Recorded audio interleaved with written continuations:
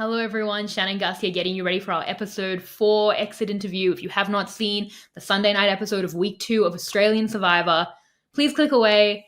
Please don't say that we spoiled you, because we didn't. This is your time. Click away. Episode 4. This is the exit interview for that. Let's talk about it. The smile on my face may give away who the boot was. Very sad about the boot, but very, very exhilarated to have spoken to Tony. What an absolute honor. What a dream. Like when they said AUV World was happening, a lot of me thought, do I get to interview these legends? And it lived up to the hype. Like I will say from the jump, if you don't like Tony, you won't like this interview. Like if you want to see someone with 11 years of pent up Tony standum just fawning over Tony, have I got the 15 minutes for you? So that's the Tony exit interview. Hope that the Tony stands enjoy. And if you're not a Tony stan, hope you at least get it. Imagine a dream. Imagine you have a dream and then you get the dream. That's what happened. I'm so excited that I got to talk to Tony. It was everything I wanted it to be and more. So that's now. The recap with Chappelle about that is already up. We will have recaps with Puya and Mike through the week. We will have a show with Rob as well coming up. We will have 2 more X interviews this week as well, I think. So that's happening with that. The Chizzy raffle. Donate to the Chizzy raffle. For the Americans, it's 10 Australian dollars for a ticket. That's basically a coffee, I think. Coffee is expensive now, but 25 Australian dollars for 3 tickets, which I think is like 16 US dollars or something. So make this your time. In memory of Tony, donate to some cats to win some Chizzy points. So the Tony stands, maybe we give some points to Tony. I don't want to like put my thumb on the scale of that, but Chizzy raffle, go donate. We have in the show notes of all the recaps on social media, I've posted that for the Fur Ever Rescue, where to donate and how to let me know, chizzyraffle@gmail.com to send those donations. So that's the Chizzy raffle. That's all the coverage. Podcast with Tony. This is the interview with Tony. Hope you enjoy. Tony, I'm a huge fan. I'm very nervous. I'm very starstruck. I think you're the best player of all time. I've been a fan for 11 years. I'm shaking to talk to you, honestly. Like, I'm a huge fan. I've said that. I've been a fan for the 11 years, and I love you. Thank you so much. Thank It means you. a lot. Thank you That for means a everything lot. you've brought to Survivor. I Yeah. couldn't be more thrilled to talk to you. It's a highlight of my career and my life, Oh honestly, wow. to Oh talk wow. to Thank you you. so much. I'm shaking. We need to talk about the season. It's such an honor to have you on Australian Survivor, Tony. Um, Tell me about the shoe. What was the thought process behind the shoe? The shoe was just panic mode. I was in total panic mode. But when I went and I asked Cass, who you voting for? And she says, I don't know. I'm asking the players, hey, what's going on? What name? And they tell me, I don't know. That's when I say, you know what? I have to do something. So I went into my bag and I started bluffing, talking about my bag of tricks. And while I'm going in there, I'm just trying to think of what I'm going to do because I didn't have a plan going in there. So I was just going through my bag and I seen a shoe, I seen a rock. I was like, you know what? Let me just pull this out.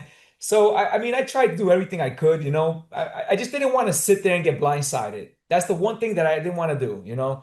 So I tried and I wish it would have worked. If it would have worked, it would have been the most epic, epic, epic tribal ever. But it didn't work. Yeah. Backfired. You up against it, Tony. It's not your fault. It was a very hard spot. What was your relationship like with internationals? Because I think you're trying to kind of work with them, obviously, to try to take out Suri there. We see kind of the bond with Tommy. What was your relationship like with Cass, Lisa, and Tommy? So Cass, after watching it, I have no idea where that Adam how adamant she was to get rid of me. I have no idea where that came from. That was shocking to me. I did not expect to see that. Every time I went to talk to her, she never wanted to talk strategy. So I figured she doesn't want to work with me. That's fine. But I had no idea she would be gunning to get me out. I mean, the only thing I can think of, she watched my previous seasons in the US versions, and she was like, this is a guy I don't want to work with. And she didn't give me a chance, but I would have definitely worked with her. And I wanted to work with her. Tommy, we were working together by default. The girls completely aligned right in front of us. And Tommy and I were just sitting like puppy dogs in the shelter the whole time, just watching the 4 girls make plans to get one of us out the whole time. So, it was like, hey guys, go get us steaks, go make a fire. We're cold. Go get us some coconuts. And that's what me and Tommy were doing the whole time. Yeah, well, Tommy, I know is a big fan of yours as well, so he was probably a little starstruck. What about someone like Elisa? Did you have a So relationship with her? So same thing with Lisa. Lisa was quiet, more reserved, more laid back. Again, every time I try to talk strategy to her, she shut me down. She made it clear she was a Survivor fan. She made it clear that she's an encyclopedia of Survivor players. So I knew that she knew my game as well. So I go into these games with my wings clipped. I can't just go in there and just play my game. I have to play their game until I can gain some traction, and then I can do it. I can play my own game after I have an army built behind me. But until then, I just gotta go with the flow, which I hate doing, but it's part of adapting. Yeah, I'm not gonna lie to you, Tony, that Lisa and I actually did a podcast about Winners at War. We did the premiere of Winners at War, so Oh, she's even spoken about your game before. But I oh, mean, there's a lot to be threatened by in your catalog, Tony. So you can't really blame them for being yeah. scared. But I just wish that they would play this season. Don't play the player from another season. Play the because like what I did in season 28, I was the most untrustworthy player in season 28.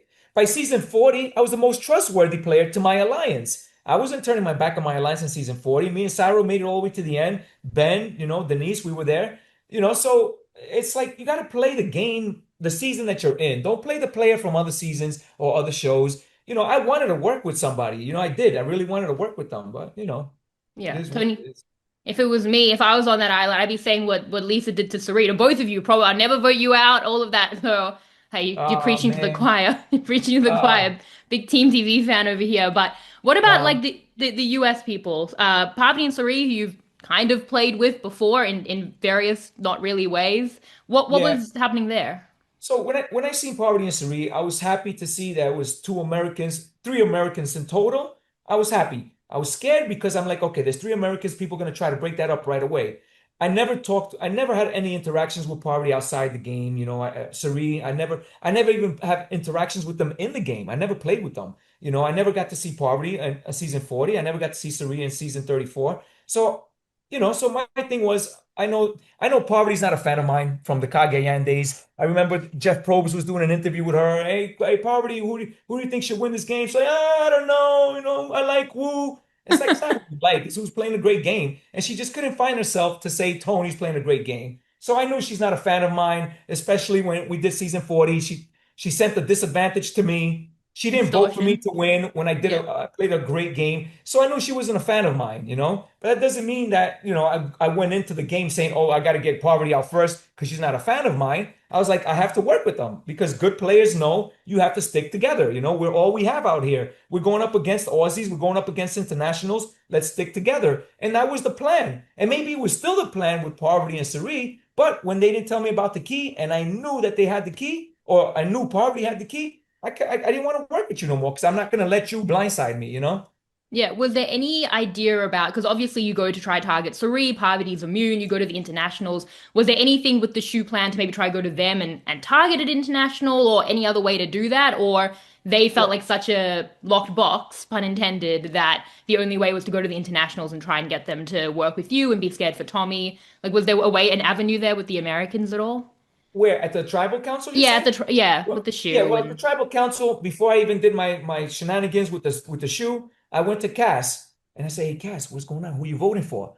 I don't know. I don't know. And when I heard that, I was like, you know what? I said, okay, well, I do know what I'm doing. And that's when I had to come up with this whatever I could find to try to bluff. And then when the girls were talking on the side, I told Tommy, I said, Tommy, please go talk to the girls because you guys are internationals. You got to try to break yeah, up these two. Obviously, I knew I wasn't going to target Poverty, but I wanted to create some kind of confusion, some kind of chaos where they can vote for Sari and get Sari out of there just to save me. Because I'm not going to tell Tommy, hey, Tommy, go tell the girls, let's vote for Lisa or let's vote for Cass. So I told Tommy, go to the girls and say, get rid of Sari. I'm willing to get rid of one of the Americans. And it just didn't work out. I didn't know how hard Cass wanted me gone, how bad she wanted me gone. I mean, that was news to me. I mean, I was kind of disappointed to see how bad she wanted me out for no reason. I thought we had a good relationship. I never pushed her with strategy. I just thought she didn't want to work with me, so I gave her a space. But to want me out that bad, uh, that's I don't know. she probably has 3 million reasons, Tony, to be fair. So, yeah. There's always a time. There's a time and a place to do it. That wasn't it. I agree with you. At I least hated not in every my second. at least not in my opinion. Yeah, I'm glad. And Again, preaching to the choir. I'd love to Yeah. take it back to the Rob of it all. When Rob went home there, that first tribal council. Any way around that? Any way to work with Rob, maybe to get things on a different place, or like why did Rob become such a target there? Again, Shannon, when we were on the beach and we seen four girls and three guys, we're like, listen. And what happened was when Rob started saying, let's get rid of the weak, everybody's like, oh, hold on, hold on. What do you mean get rid of the weak? So typically in physical challenges, like brutal physically challenges like we had there, it's usually, for the most part, it's a woman. There's some women that can outdo a lot of men. But for this purpose of this game, Suri was the weakest link when it comes to physical challenges. So when Rob started pitching that out there, and there's four girls there, and they're like, oh, you know what? So if Rob and Tony and Tommy get their way, who's going to be next? Another girl? What's going to happen? So when Rob started talking that, and the girls came up to us and said, we got to get rid of Rob, me and Tommy knew our place. We were like, yes, man, whatever you guys want. Whatever you guys want, we do. And that's what happened. They had the majority. We weren't going to go against the girls because when we seen Rob trying to go against the girls, they formed such a bond, even stronger. We were like, don't even try to crack this now. Let's just give it a few days and we could try to crack that later on. But Yeah. once we seen how powerful they were with that Rob, we were like, we just got to stay back and just hope we don't go to another tribal. Well, how do you look at this season? Because as you said, there was a few kind of interesting, unique parts of it where it's a minority Americans on a seven-person tribe, which is very unique. A minority men. You are a male American, not to mention you are Tony, a two-time winner. One of only two-time winners and the only two-time winner on this season. So the deck was, I think, a little stacked against you. Did you look at parts of that, or is that the game? Yeah, that's the game. I mean, as a good player, your job is to try to navigate through the game. You try to find cracks. You got to try to make different bonds. You got to try to disrupt the game somehow. Also part of the game is to adapt. So I had to adapt and just go with the flow because that's what at that moment in the game, the first days, I had to just sit there and do whatever the girl said. I had to because that was the only way for me to survive. If I tried to start disrupting it, I would have been out. So everything was going good. It just my stars weren't aligning. I was looking for the idol for days, in and out, darkness, daylight. I couldn't find nothing. Come to see Kaz found one. There's a billion 368 million tree branches in that jungle. Probably just happened to grab the one that had the key on it. It's just a lot of luck. Just my stars weren't aligning. I didn't have no luck with that stuff. Everything I was hoping didn't happen was happening. It was like Yeah. when we had a challenge and we were throwing the first challenge where we were throwing the sandbags to knock down those blocks. The very next day, I was like, please don't let this challenge be anything arm related. And what was the challenge? Holding up Cerie's sandbag for an hour. So it was just brutal out there. It was just brutal. You did amazing at those challenges. I think you really, Yeah, especially that second immunity challenge. I didn't want to go to tribal. I didn't want to go to tribal. And I didn't want you to go to tribal. So Yeah, again, man. on the same page. Who had you seen? Like obviously you know Suri and Parvati. Which Australians had you seen? Which internationals do you know other people out there?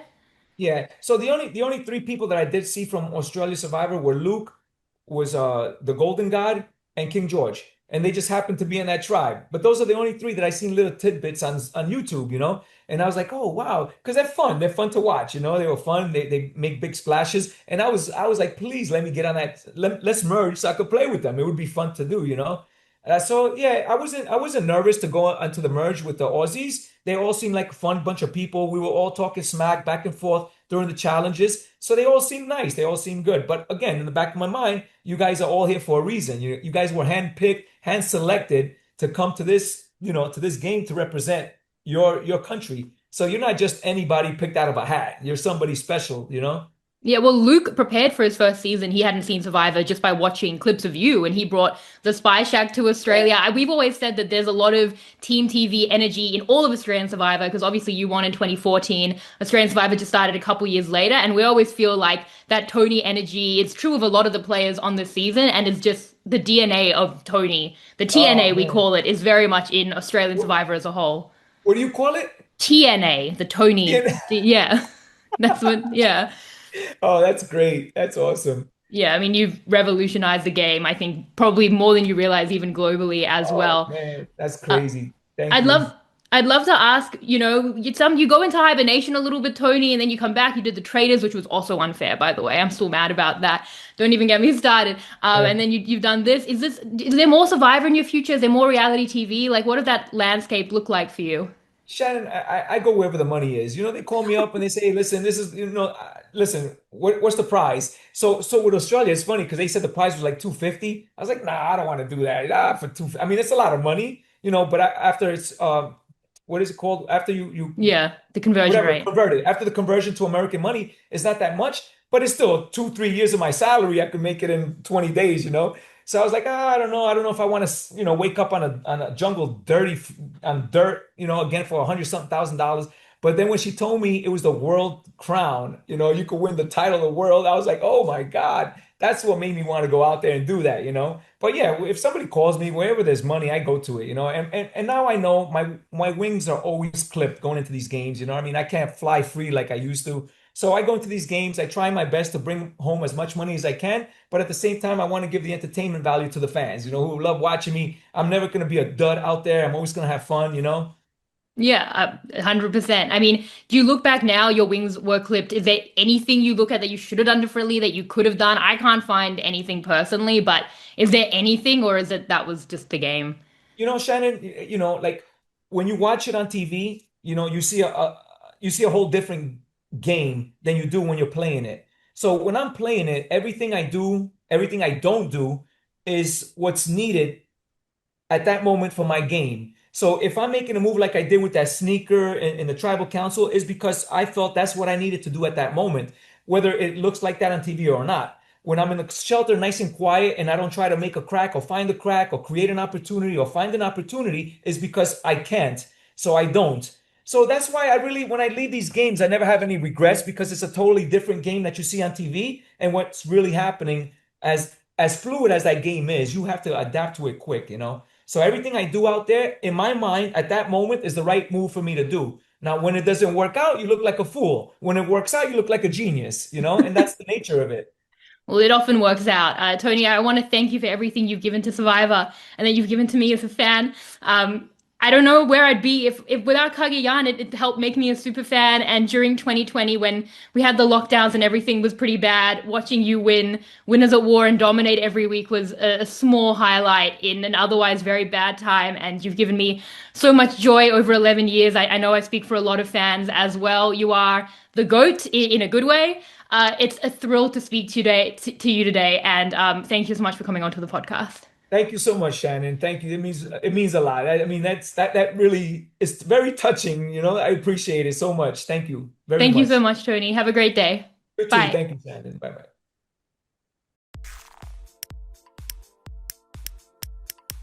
This is RHAP. We know reality TV.